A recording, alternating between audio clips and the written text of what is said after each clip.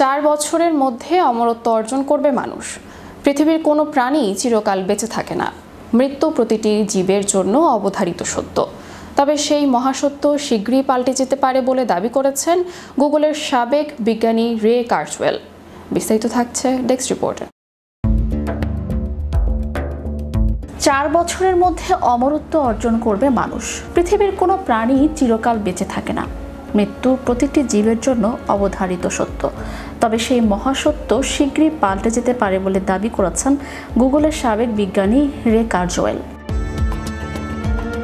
75 বছর বয়সী এই খ্যাতিমান কম্পিউটার বিজ্ঞানী বহুদিন ধরে জেনেটিক্স, ন্যানো টেকনোলজি ও রোবোটিক্স নিয়ে গবেষণা চালিয়ে আসছেন। তার মতে, ন্যানো প্রযুক্তি ও কৃত্রিম বুদ্ধিমত্তার অগ্রগতির ফলে এমন এক যুগ আসছে যখন ন্যানো রোবট মানবদেহের ক্ষতিগ্রস্ত কোষ ও টিস্যু মেরামত করতে পারবে। এর ফলে মানুষ মৃত্যুকেও প্রতিহত করতে সক্ষম হবে।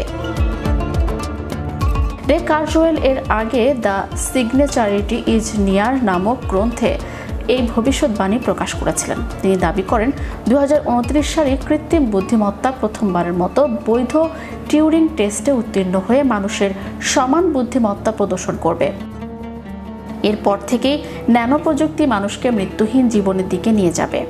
এই বিজ্ঞানী এ পর্যন্ত 147টি ভবিষ্যৎবাণী করেছেন, যার মধ্যে 85% সত্য প্রমাণিত হয়েছে।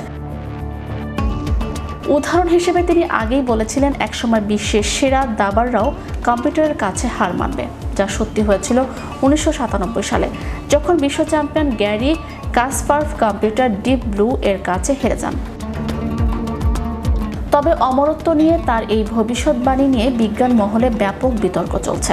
অনেক বিশেষজ্ঞই একে অবাস্তব বলে মনে করছেন।